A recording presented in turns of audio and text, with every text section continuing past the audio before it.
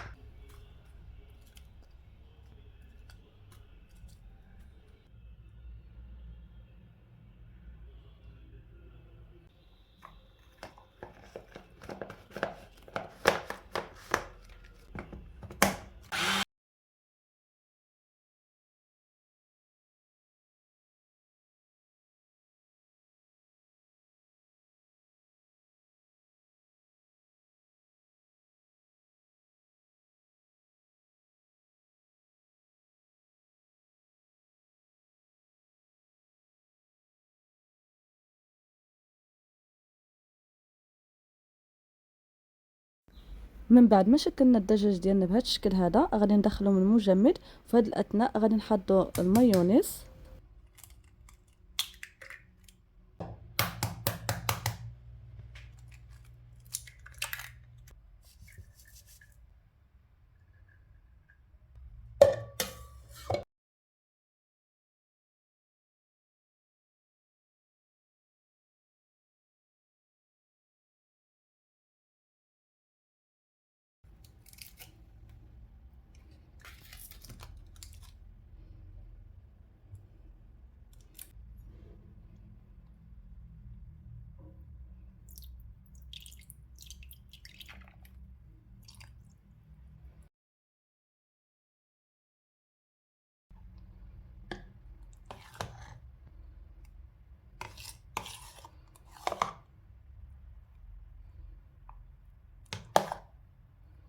من بعد ما خرجت من المجمد وشبت فراسه مزيان، عندي هنايا الدقيق الابيض،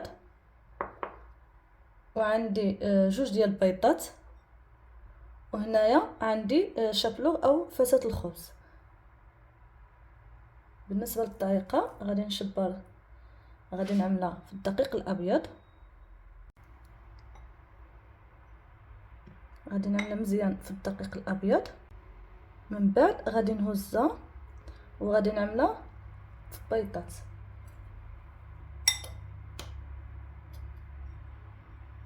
دابا غادي نهزها وغادي نعملها في شابلوغ بهذا الشكل هذا.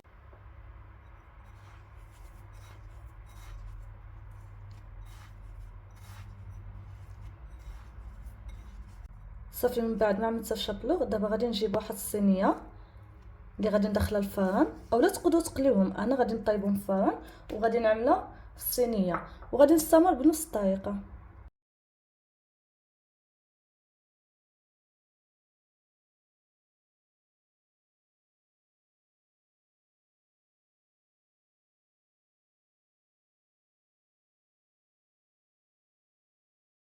صافي، من بعد ما عمرت اللاطه ديالي، غادي نجيب زيت الزيتون وغادي نرش القليل، بسم الله، بهذا الشكل هذا كيف ما كتشوفوا معايا.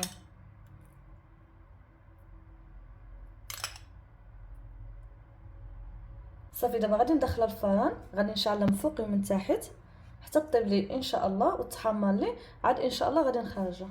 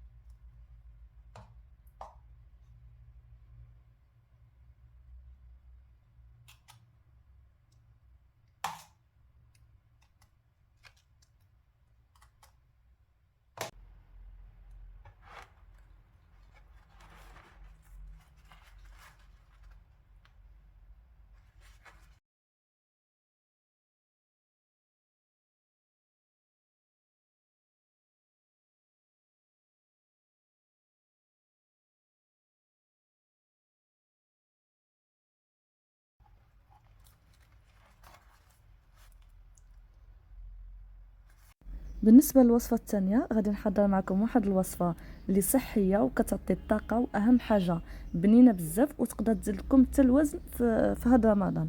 كنتمنى ان شاء الله تنال الاعجاب ديالكم. دابا خليكم على المقادير وطريقه التحضير. بالنسبه للمقادير غادي نستعمل 5 ديال التمرات. بالنسبه للتمر انا استعملت التمر اللي معسل، تقدروا تستعملوا غير 3 الا ما كانتش كتعجبكم الحلاوه بزاف. غادي نضيف ملعقه كبيره ديال سيريلاك ديال الاطفال.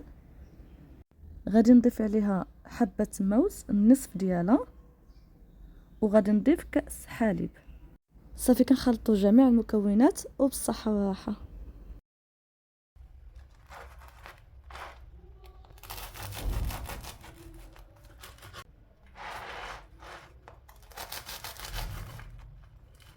بالنسبه لهاد الوصفه في رمضان كتشربوا كاس في الفطور وكاس في السحور.